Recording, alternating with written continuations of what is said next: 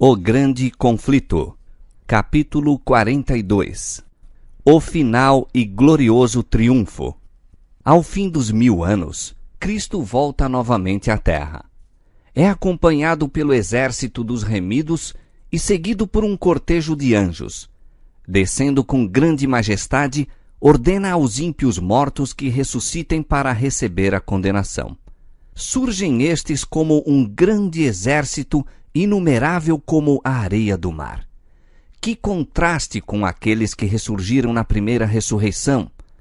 Os justos estavam revestidos de imortal juventude e beleza. Os ímpios trazem os traços da doença e da morte. Todos os olhares daquela vasta multidão se voltam para contemplar a glória do Filho de Deus. A uma voz, as hostes dos ímpios exclamam: Bendito o que vem em nome do Senhor! Não é o amor para com Jesus que inspira esta declaração. É a força da verdade que faz brotar involuntariamente essas palavras de seus lábios. Os ímpios saem da sepultura tais quais a ela baixaram, com a mesma inimizade contra Cristo e com o mesmo espírito de rebelião. Não terão um novo tempo de graça no qual remediar os defeitos da vida passada. Para nada aproveitaria isso. Uma vida inteira de pecado não lhes abrandou o coração. Um segundo tempo de graça, se lhes fosse concedido, seria ocupado como foi o primeiro, em se esquivarem aos preceitos de Deus e contra ele incitarem rebelião. Cristo desce sobre o Monte das Oliveiras, donde, depois de sua ressurreição, ascendeu e onde anjos repetiram a promessa de sua volta. Diz o profeta: Virá o Senhor meu Deus e todos os santos contigo. E naquele dia estarão os seus pés sobre o Monte das Oliveiras, que está de fronte de Jerusalém para o Oriente, e o Monte das Oliveiras será fendido pelo meio, e haverá um vale muito grande. O Senhor será rei sobre toda a terra. Naquele dia, um será o Senhor e um será o seu nome. Zacarias 14, versos 5, 4 e 9. Descendo do céu, a Nova Jerusalém, em seu deslumbrante resplandor, repousa sobre o lugar purificado e preparado para recebê-la, e Cristo, com seu povo e os anjos, entram na santa cidade. Agora Satanás se prepara para a última e grande luta pela supremacia. Enquanto despojado de seu poder e separado de sua obra de engano, o príncipe do mal se achava infeliz e abatido. Mas, sendo ressuscitados os ímpios mortos, e vendo ele as vastas multidões ao seu lado, revivem-lhe as esperanças e decide-se a não render-se no grande conflito. Arregimentará sob sua bandeira todos os exércitos dos perdidos e por meio deles se esforçará por executar seus planos. Os ímpios são cativos de Satanás. Rejeitando a Cristo, aceitaram o governo do chefe rebelde. Estão prontos para receber suas sugestões e executar-lhe as ordens. Contudo, fiel à sua astúcia original, ele não se reconhece como Satanás. Pretende ser o príncipe que é o legítimo dono do mundo e cuja herança foi dele ilicitamente extorquida. Representa-se a si mesmo ante seus súditos iludidos como um redentor, assegurando-lhes que seu poder os tirou da sepultura e que ele está prestes a resgatá-los da mais cruel tirania. Havendo sido removida a presença de Cristo, Satanás opera maravilhas para apoiar suas pretensões. Faz do fraco forte e a todos inspira com seu próprio espírito e energia. Propõe-se guiá-los contra o acampamento dos santos e tomar posse da cidade de Deus. Com diabólica exultação, aponta para os incontáveis milhões que ressuscitaram dos mortos e declara que, como seu guia, é muito capaz de tomar a cidade, reavendo seu trono e reino. Naquela vasta multidão, há muitos que pertenceram à raça de grande longevidade que existiu antes do dilúvio. Homens de estatura elevada e gigantesco intelecto, os quais, entregando-se ao domínio dos anjos caídos, dedicaram toda a sua habilidade e saber à exaltação própria. Homens cujas maravilhosas obras de arte levaram o mundo a lhe idolatrar o gênio, mas cuja crueldade e invenções más, contaminando a terra e desfigurando a imagem de Deus, fizeram-no exterminá-los da face de sua criação. Há reis e generais que venceram nações, homens valentes que nunca perderam batalha, guerreiros orgulhosos, ambiciosos, cuja aproximação fazia tremer os reinos. Na morte não experimentaram mudança alguma. Ao subirem da sepultura, retomam o fio de seus pensamentos exatamente onde ele cessou. São movidos pelo mesmo desejo de vencer que os governava quando tombaram. Satanás consulta seus anjos, e depois esses reis, vencedores e guerreiros poderosos. Olham para a força e número ao seu lado e declaram que o exército dentro da cidade é pequeno em comparação com o seu, podendo ser vencido. Formulam seus planos para tomar posse das riquezas e glória da Nova Jerusalém. Todos imediatamente começam a preparar-se para a batalha. Hábeis artífices constroem petrechos de guerra. Chefes militares, famosos por seus êxitos, arregimentam em companhias e seções as multidões de homens aguerridos. Finalmente é dada a ordem de avançar e o inumerável exército se põe em movimento. Exército tal como nunca foi constituído por conquistadores terrestres, tal como jamais poderiam igualar as forças combinadas de todas as eras desde que a guerra existe sobre a terra.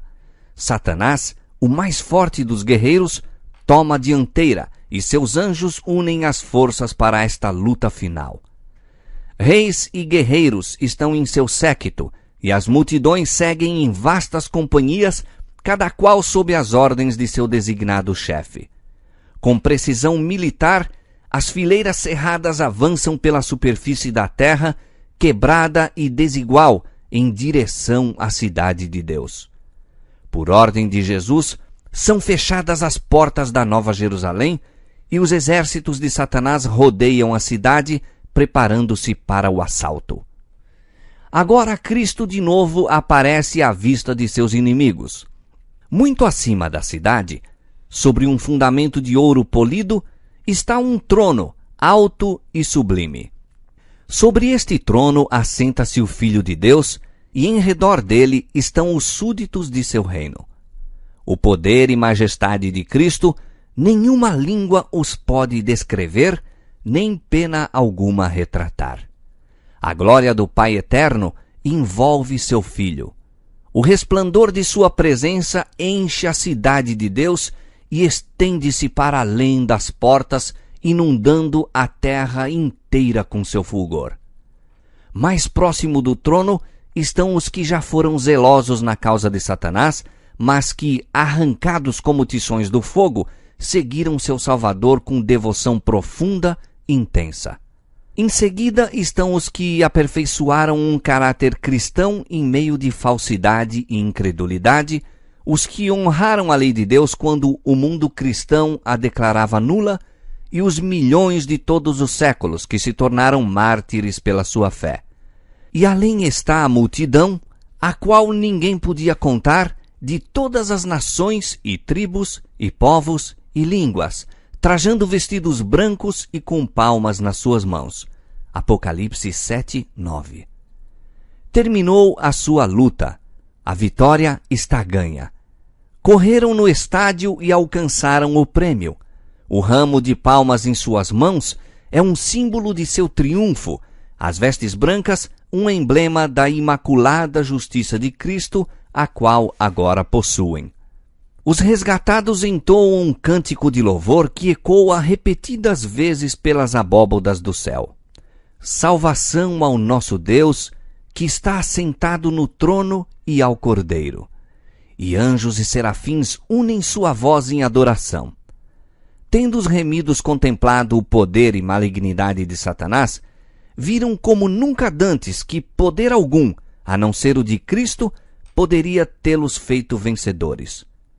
Em toda aquela resplendente multidão, ninguém há que atribua a salvação a si mesmo, como se houvesse prevalecido pelo próprio poder e bondade.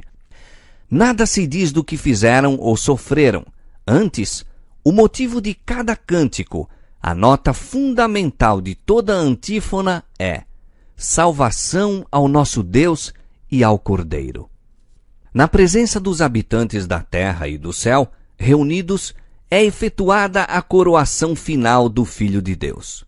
E agora, investido de majestade e poder supremos, o Rei dos Reis pronuncia a sentença sobre os rebeldes contra seu governo e executa justiça sobre aqueles que transgrediram sua lei e oprimiram seu povo. Diz o profeta de Deus: vi um grande trono branco, e o que estava sentado sobre ele, de cuja presença fugiu a terra e o céu. E não se achou lugar para eles. E vi os mortos, grandes e pequenos, que estavam diante do trono, e abriram-se os livros. E abriu-se outro livro, que é o da vida. E os mortos foram julgados pelas coisas que estavam escritas nos livros, segundo as suas obras. Apocalipse 20, versos 11 e 12.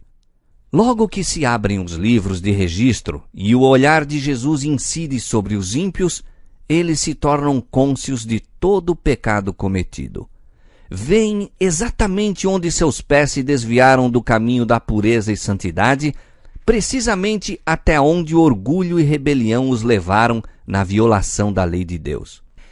As sedutoras tentações que acoroçoaram na condescendência com o pecado, as bênçãos pervertidas, os mensageiros de Deus desprezados, as advertências rejeitadas, as ondas de misericórdia rebatidas pelo coração obstinado, impenitente, tudo aparece como que escrito com letras de fogo.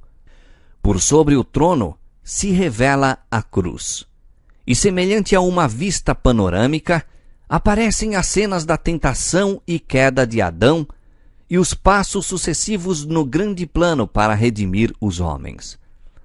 O humilde nascimento do Salvador, sua infância de simplicidade e obediência, seu batismo no Jordão, o jejum e tentação no deserto, seu ministério público desvendando aos homens as mais preciosas bênçãos do céu, os dias repletos de atos de amor e misericórdia, suas noites de oração e vigília na solidão das montanhas, as tramas de inveja, ódio e maldade com que eram retribuídos os seus benefícios, a agonia terrível e misteriosa no Getsêmani sob o peso esmagador dos pecados do mundo inteiro, sua traição nas mãos da turba assassina, os tremendos acontecimentos daquela noite de horror, o prisioneiro que não opunha resistência, abandonado por seus discípulos mais amados, rudemente empurrado pelas ruas de Jerusalém, o Filho de Deus exultantemente exibido perante Anás,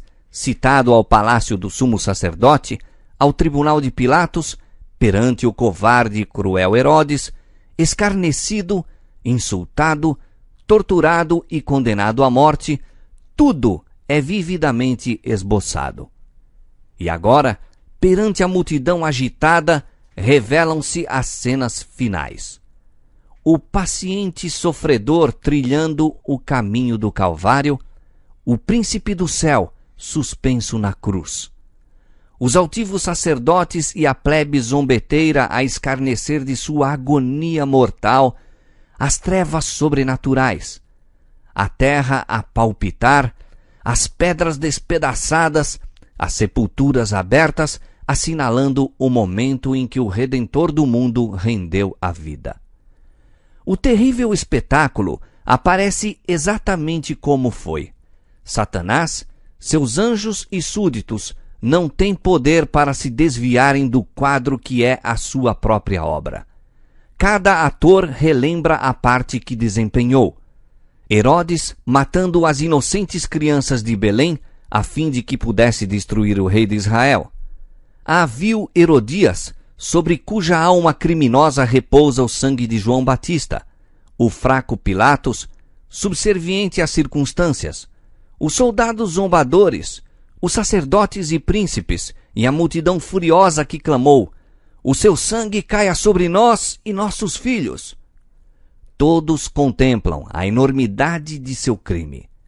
Em vão procuram ocultar-se da majestade divina de seu rosto, mais resplandecente que o sol, enquanto os remidos lançam suas coroas aos pés do Salvador, exclamando: Ele morreu por mim. Entre a multidão resgatada, acham-se os apóstolos de Cristo, o heróico Paulo, o ardoroso Pedro, o amado e amante João e seus fiéis irmãos, e com estes o vasto exército dos mártires, ao passo que, fora dos muros, com tudo o que é vil e abominável, estão aqueles pelos quais foram perseguidos, presos e mortos. Ali está Nero, aquele monstro de crueldade e vício, contemplando a alegria e exaltação daqueles que torturara e em cujas aflições extremas encontrara deleite satânico. Sua mãe está ali para testemunhar o resultado de sua própria obra, para ver como os maus traços de caráter transmitidos a seu filho, as paixões acoroçoadas e desenvolvidas por sua influência e exemplo, produziram frutos nos crimes que fizeram o mundo estremecer. Ali estão os sacerdotes e prelados romanistas que pretendiam ser embaixadores de Cristo e, no entanto, empregaram a tortura, a masmorra, a fogueira para dominar a consciência de seu povo. Ali estão os orgulhosos pontífices que se exaltaram acima de Deus e pretenderam mudar a lei do Altíssimo. Aqueles pretensos pais da Igreja têm uma conta a prestar a Deus, da qual muito desejariam livrar-se. Demasiado tarde chegam a ver que o Onisciente é zeloso de sua lei e que de nenhuma maneira terá por inocente o culpado. Aprendem agora que Cristo identifica seu interesse com o de seu povo sofredor e sentem a força de suas palavras. Quando fizestes a um destes meus pequeninos irmãos, a mim o fizestes. Mateus 25:40. O mundo ímpio todo acha-se em julgamento perante o tribunal de Deus, acusado de alta traição contra o governo do céu. Ninguém há para pleitear sua causa. Estão sem desculpa, e a sentença de morte eterna é pronunciada contra eles. É agora evidente a todos que o salário do pecado não é nobre independência e vida eterna, mas escravidão, ruína e morte. Os ímpios veem o que perderam em virtude de sua vida de rebeldia. O peso eterno de glória muito excelente foi desprezado quando lhes foi oferecido. Mas quão desejável agora se mostra! Tudo isto, exclama a alma perdida, eu poderia ter tido, mas preferi conservar estas coisas longe de mim. Ó estranha presunção! Troquei a paz, a felicidade e a honra pela miséria, infâmia e desprezo. Todos veem que sua exclusão do céu é justa. Por sua vida declaram: não queremos que este Jesus reine sobre nós. Como que extasiados, os ímpios contemplam a coroação do Filho de Deus. Veem em suas mãos as tábuas da lei divina, os estatutos que desprezaram e transgrediram. Testemunham o irromper de admiração, transportes e adoração por parte dos salvos, e ao propagar-se a onda de melodia sobre as multidões fora da cidade, todos a uma exclamam: grandes e maravilhosas são as tuas obras, Senhor Deus Todo-Poderoso. Justos e verdadeiros são os teus caminhos, ó Rei dos Santos. Apocalipse 15:3. E prostrando-se, adoram o príncipe da vida. Satanás parece paralisado ao contemplar a glória e majestade de Cristo.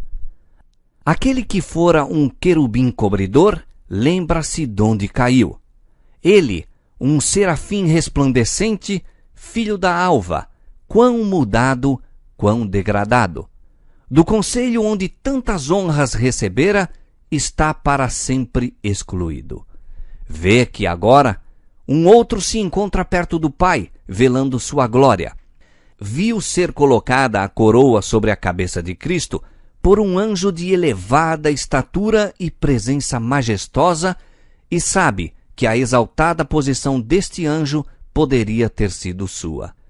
A memória recorda o lar de sua inocência e pureza, a paz e contentamento que eram seus, até haver condescendido em murmurar contra Deus e ter inveja de Cristo. Suas acusações, sua rebelião, seus enganos para ganhar a simpatia e apoio dos anjos, sua obstinada persistência em não fazer esforços a fim de reabilitar-se quando Deus lhe teria concedido perdão, tudo se lhe apresenta ao vivo. Revê sua obra entre os homens e seus resultados. A inimizade do homem para com seu semelhante, a terrível destruição de vidas, o surgimento e queda de reinos, a derrocada de tronos, a longa sucessão de tumultos, conflitos e revoluções. Recorda-se de seus constantes esforços para se opor à obra de Cristo e para rebaixar cada vez mais o homem. Vê que suas tramas infernais foram impotentes para destruir os que depositaram confiança em Jesus. Olhando Satanás para o seu reino, o fruto de sua faina, vê apenas fracasso e ruína. Levar as multidões a crer que a cidade de Deus seria fácil presa, mas sabe que isto é falso. Reiteradas vezes no transcurso do grande conflito, foi ele derrotado e obrigado a capitular. Conhece muito bem o poder e majestade do Eterno. O objetivo do grande rebelde foi sempre justificar-se e provar ser o governo divino responsável pela rebelião. A esse fim aplicou todo o poder de seu pujante intelecto. Trabalhou deliberada e sistematicamente e com um maravilhoso êxito, levando vastas multidões a aceitar seu modo de ver quanto ao grande conflito que há tanto tempo se vem desenvolvendo. Durante milhares de anos, esse chefe conspirador tem apresentado a falsidade em lugar da verdade. Mas agora, chegado é o tempo em que a rebelião deve ser finalmente derrotada e descobertos a história e caráter de Satanás. Em seu último e grande esforço para destronar a Cristo, destruir seu povo e tomar posse da cidade de Deus, o arqui-enganador foi completamente desmascarado. Os que a ele se uniram veem o fracasso completo de sua causa. Os seguidores de Cristo e os anjos leais contemplam a extensão total de suas maquinações contra o governo de Deus. É ele objeto de aversão universal. Satanás vê que sua rebelião voluntária o inabilitou para o céu. Adestrou suas faculdades para guerrear contra Deus. A pureza, paz e harmonia do céu ser-lhe-iam suprema tortura. Suas acusações contra a misericórdia e justiça de Deus silenciaram agora. A exprobração que se esforçou por lançar sobre Jeová repousa inteiramente sobre ele. E agora Satanás se curva e confessa a justiça de sua sentença. Quem te não temerá, ó Senhor, e quem não magnificará o teu nome? Porque só tu és santo. Por isso todas as nações virão e se prostrarão diante de ti, porque os teus juízos são manifestos. Apocalipse 15, 4. Todas as questões sobre a verdade e o erro no prolongado conflito foram agora esclarecidas. Os resultados da rebelião, os frutos de se porem de parte os estatutos divinos, foram patenteados à vista de todos os seres criados. Os resultados do governo de Satanás em contraste com o de Deus foram apresentados a todo o universo. As próprias obras de Satanás o condenaram. A sabedoria de Deus, sua justiça e bondade acham-se plenamente reivindicadas.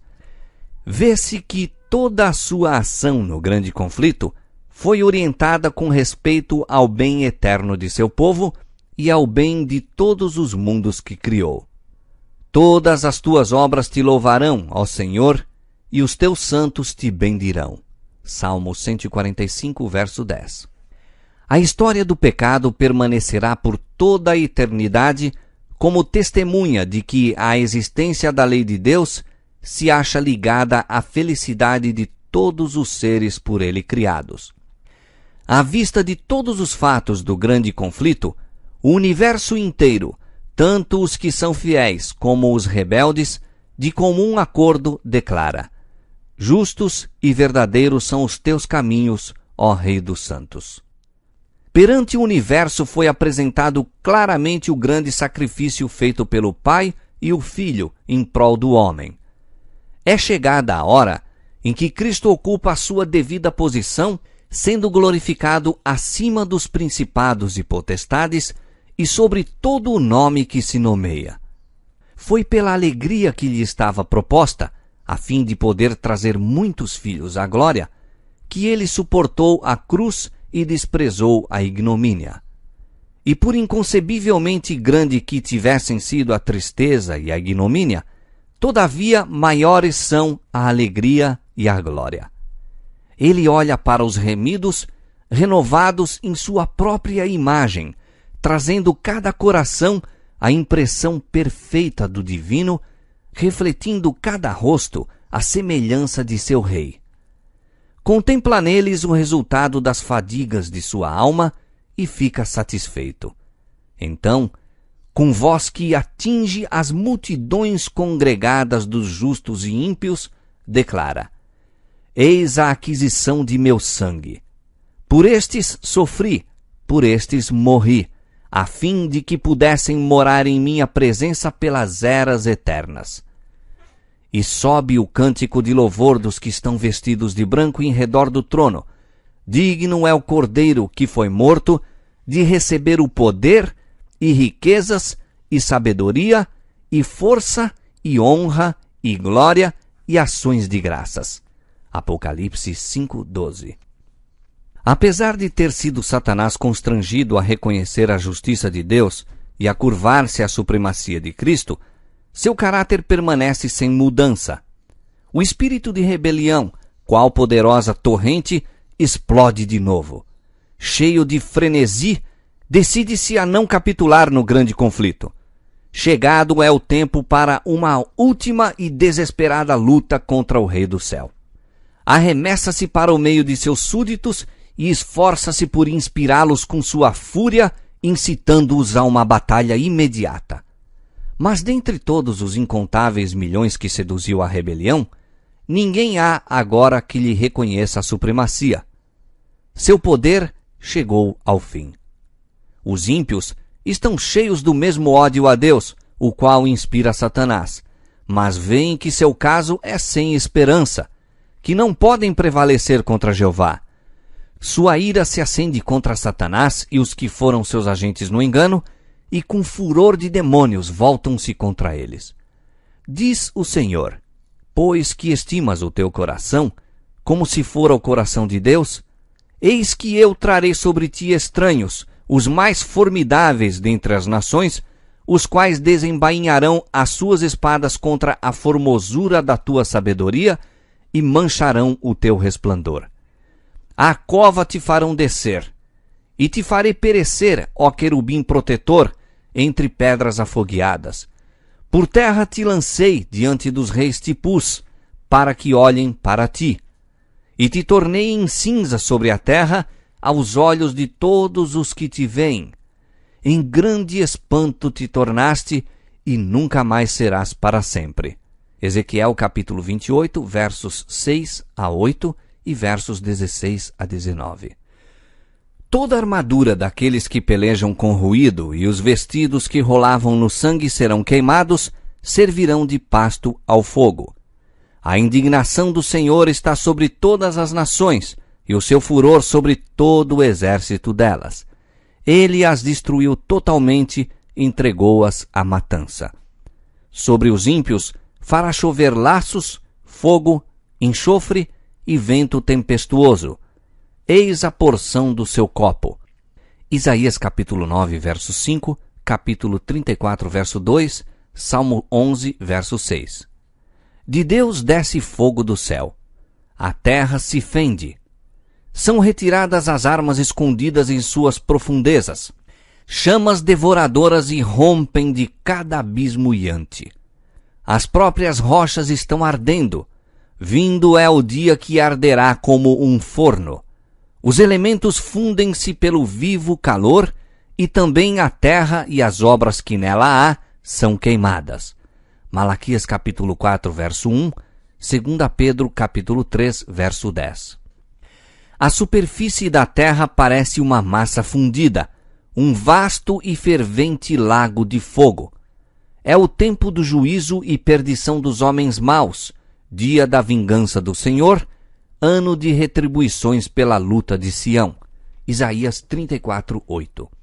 Os ímpios recebem sua recompensa na terra. Provérbios 11, 31. Serão como a palha, e o dia que está para vir os abrasará, diz o Senhor dos Exércitos. Malaquias 4, 1. Alguns são destruídos em um momento, enquanto outros sofrem muitos dias. Todos são punidos segundo as suas ações. Tendo sido os pecados dos justos transferidos para Satanás, tem ele de sofrer não somente pela sua própria rebelião, mas por todos os pecados que fez o povo de Deus cometer. Seu castigo deve ser muito maior do que o daqueles a quem enganou. Depois que perecerem os que pelos seus enganos caíram, deve ele ainda viver e sofrer. Nas chamas purificadoras, os ímpios são finalmente destruídos, raiz e ramos. Satanás a raiz, seus seguidores os ramos. A penalidade completa da lei foi aplicada, satisfeitas as exigências da justiça, e o céu e a terra, contemplando-o, declaram a justiça de Jeová. Está para sempre terminada a obra de ruína de Satanás. Durante 6.000 anos efetuou a sua vontade, enchendo a terra de miséria e causando pesar por todo o universo. A criação inteira tem igualmente gemido e estado em dores de parto. Agora, as criaturas de Deus estão para sempre livres de sua presença e tentações. Já descansa, já está sossegada toda a terra, exclamam os justos com júbilo. Isaías 14, 7. E uma aclamação de louvor e triunfo sobe de todo o universo fiel. A voz de uma grande multidão, como a voz de muitas águas e a voz de fortes trovões, é ouvida dizendo: Aleluia, pois o Senhor Deus onipotente reina. Apocalipse 19, 6. Enquanto a terra está envolta nos fogos da destruição, os justos habitam em segurança na santa cidade. Sobre os que tiveram parte na primeira ressurreição, a segunda morte não tem poder. Ao mesmo tempo em que Deus é para os ímpios um fogo consumidor, é para o seu povo santo sol como escudo. Apocalipse 20, verso 6, Salmo 84, verso 11. Vi um novo céu e uma nova terra, porque já o primeiro céu e a primeira terra passaram. Apocalipse 21, 1. O fogo que consome os ímpios purifica a terra. Todo vestígio de maldição é removido. Nenhum inferno a arder eternamente conservará perante os resgatados as terríveis consequências do pecado. Apenas uma lembrança permanece. Nosso Redentor sempre levará os sinais de sua crucifixão. Em sua fronte ferida, em seu lado, em suas mãos e pés, estão os únicos vestígios da obra cruel que o pecado efetuou. Diz o profeta contemplando Cristo em sua glória: raios brilhantes saíam da sua mão, e ali estava o esconderijo da sua força. Abacuque 3, verso 4.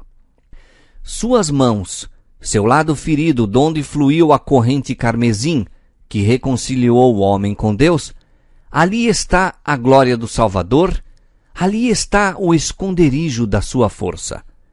Poderoso para salvar, mediante o sacrifício da redenção, foi ele, portanto, forte para executar justiça sobre aqueles que desprezaram a misericórdia de Deus. E os sinais de sua humilhação são a sua mais elevada honra. Através das eras intérminas, os ferimentos do Calvário lhe proclamarão o louvor e declararão o poder. E a ti, ó torre do rebanho, monte da filha de Sião, a ti virá, sim, a ti virá o primeiro domínio. Miqueias 4:8. Chegado é o tempo, para o qual santos homens têm olhado com anseio desde que a espada inflamada vedou o Éden ao primeiro par. Tempo para a redenção da possessão de Deus. Efésios 1:14. A terra, dada originariamente ao homem como seu reino, traída por ele às mãos de Satanás, e tanto tempo retida pelo poderoso adversário, foi recuperada pelo grande plano da redenção. Tudo o que se perdera pelo pecado foi restaurado. Assim diz o Senhor, que formou a terra e a fez. Ele a estabeleceu, não a criou vazia, mas a formou para que fosse habitada. Isaías 45:18. O propósito original de Deus na criação da terra cumpre-se ao fazer-se ela a eterna morada dos remidos. Os justos herdarão a terra e habitarão nela para sempre. Salmo 37:29. Um receio de fazer com que a herança futura pareça demasiado material tem levado muitos a espiritualizar as mesmas verdades que nos levam a considerá-la nosso lar. Cristo afirmou a seus discípulos haver ido preparar moradas para eles na casa de seu Pai. Os que aceitam os ensinos da palavra de Deus não serão totalmente ignorantes com respeito à morada celestial. E, contudo, as coisas que o olho não viu e o ouvido não ouviu e não subiram ao coração do homem, são as que Deus preparou para os que o amam. 1 Coríntios 2:9. A linguagem humana não é adequada para descrever a recompensa dos justos. Será conhecida apenas dos que a contemplarem. Nenhum espírito finito pode compreender a glória do paraíso de Deus. Na Bíblia, a herança dos salvos é chamada um país. Hebreus 11:14-16. Ali, o pastor celestial conduz seu rebanho às fontes de águas vivas. A árvore da vida produz seu fruto de mês em mês, e as folhas da árvore são para a saúde das nações. Existem torrentes sempre a fluir, claras como cristal, e ao lado delas, árvores ondeantes projetam sua sombra sobre as veredas preparadas para os resgatados do Senhor. Ali as extensas planícies avultam em colinas de beleza, e as montanhas de Deus erguem seus altivos píncaros. Nessas pacíficas planícies, ao lado daquelas correntes vivas, o povo de Deus, durante tanto tempo peregrino e errante, encontrará um lar. O meu povo habitará em morada de paz e em moradas bem seguras e em lugares quietos de descanso. Nunca mais se ouvirá de violência na tua terra, de desolação ou destruição nos teus termos, mas aos teus muros chamarás salvação e às tuas portas louvor. Edificarão casas e as habitarão, e plantarão vinhas e comerão o seu fruto.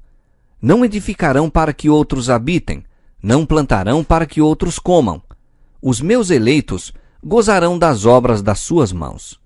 Isaías capítulo 32, verso 18, capítulo 60, verso 18, capítulo 65, versos 21 e 22.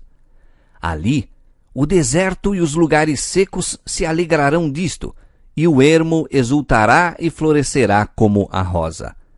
Em lugar do espinheiro crescerá a faia, e em lugar da sarça crescerá a murta. Isaías 35, verso 1 e 55, verso 13. E morará o lobo com o cordeiro, e o leopardo com o cabrito se deitará, e um menino pequeno os guiará. Não se fará mal nem dano algum em todo o monte da minha santidade, diz o Senhor. Isaías 11, versos 6 e 9. A dor não pode existir na atmosfera do céu. Ali não mais haverá lágrimas, cortejos fúnebres, manifestações de pesar. Não haverá mais morte, nem pranto, nem clamor, porque já as primeiras coisas são passadas. Apocalipse 21, 4. E morador nenhum dirá, enfermo estou, porque o povo que habitar nela será absorvido da sua iniquidade. Isaías 33, 24. Ali está a Nova Jerusalém, a metrópole da nova terra glorificada, como uma coroa de glória na mão do Senhor e um diadema real na mão de teu Deus. Isaías 62, 3. Sua luz era semelhante a uma pedra preciosíssima, como a pedra de jaspe, como cristal resplandecente. As nações andarão à sua luz, e os reis da terra trarão para ela a sua glória e honra. Apocalipse 21, versos 11 e 24. Diz o Senhor: folgarei em Jerusalém e exultarei no meu povo. Isaías 65, 19. Eis aqui o tabernáculo de Deus com os homens, pois com eles habitará, e eles serão o seu povo, e o mesmo Deus estará com eles e será o seu Deus. Apocalipse 21, 3. Na cidade de Deus não haverá noite. Ninguém necessitará ou desejará repouso. Não haverá cansaço em fazer a vontade de Deus e oferecer louvor a seu nome. Sempre sentiremos a frescura da manhã e sempre estaremos longe de seu termo. Não necessitarão de lâmpada nem de luz do sol, porque o Senhor Deus os alumia. Apocalipse 22, 5. A luz do sol será sobrepujada por um brilho que não é ofuscante e, contudo, suplanta incomensuravelmente o fulgor de nosso sol ao meio-dia.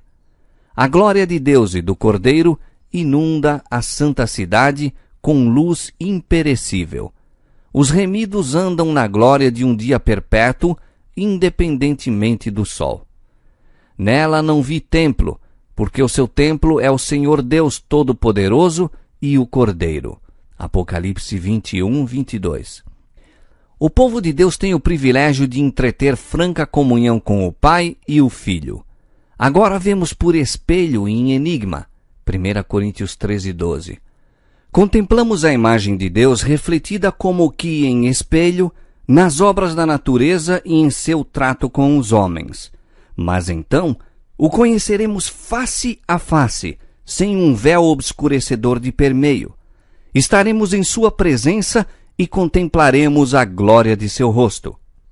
Ali os remidos conhecerão como são conhecidos. O amor e simpatias que o próprio Deus plantou na alma encontrarão ali o mais verdadeiro e suave exercício. A comunhão pura com os seres santos, a vida social harmoniosa com os bem-aventurados anjos e com os fiéis de todos os tempos que lavaram suas vestes e as branquearam no sangue do Cordeiro, os sagrados laços que reúnem toda a família nos céus e na terra, tudo isto concorre para constituir a felicidade dos remidos. Efésios 3:15. Ali, mentes imortais contemplarão, com deleite que jamais se fatigará, as maravilhas do poder criador, os mistérios do amor que redime. Ali não haverá nenhum adversário cruel, enganador, para nos tentar ao esquecimento de Deus. Todas as faculdades se desenvolverão, ampliar-se-ão todas as capacidades. A aquisição de conhecimentos não cansará o espírito, nem esgotará as energias. Ali, os mais grandiosos empreendimentos poderão ser levados avante, alcançadas as mais elevadas aspirações, as mais altas ambições realizadas. E surgirão ainda novas alturas a atingir, novas maravilhas a admirar, novas verdades a compreender, novos objetivos a aguçar as faculdades do espírito, da alma e do corpo. Todos os tesouros do universo estarão abertos ao estudo dos remidos de Deus. Livres da mortalidade, alçarão voo incansável para os mundos distantes, mundos que fremiram de tristeza ante o espetáculo da desgraça humana e ressoaram com cânticos de alegria ao ouvir as novas de uma alma resgatada. Com indizível deleite, os filhos da terra entram de posse da alegria e sabedoria dos seres não caídos. Participam dos tesouros do saber e entendimento adquiridos durante séculos e séculos na contemplação da obra de Deus. Com visão desanuviada, olham para a glória da criação, achando-se sóis, estrelas e sistemas planetários, todos na sua indicada ordem, a circular em redor do trono da divindade. Em todas as coisas, desde a mínima até a maior, está escrito o nome do Criador, e em todas se manifestam as riquezas de seu poder. E ao transcorrerem os anos da eternidade, trarão mais e mais abundantes e gloriosas revelações de Deus e de Cristo. Assim como o conhecimento é progressivo, também o amor, a reverência e a felicidade aumentarão. Quanto mais aprendem os homens acerca de Deus, mais lhe admiram o caráter. Ao revelar-lhes Jesus as riquezas da redenção e os estupendos feitos do grande conflito com Satanás, a alma dos resgatados fremirá com mais fervorosa devoção e com mais arrebatadora alegria dedilharão as harpas de ouro. E milhares de milhares e milhões de vozes se unem para avolumar o potente coro de louvor.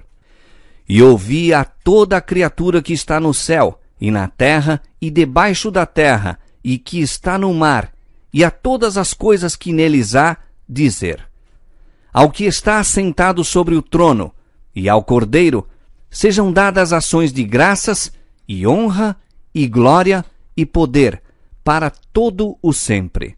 Apocalipse 5:13. O grande conflito terminou. Pecado e pecadores não mais existem. O universo inteiro está purificado. Uma única palpitação de harmonioso júbilo vibra por toda a vasta criação. Daquele que tudo criou, emanam vida, luz e alegria por todos os domínios do espaço infinito.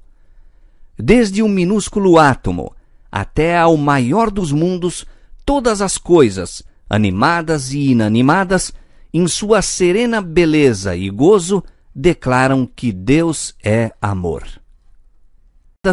Em sua serena beleza e gozo, declaram que Deus é amor.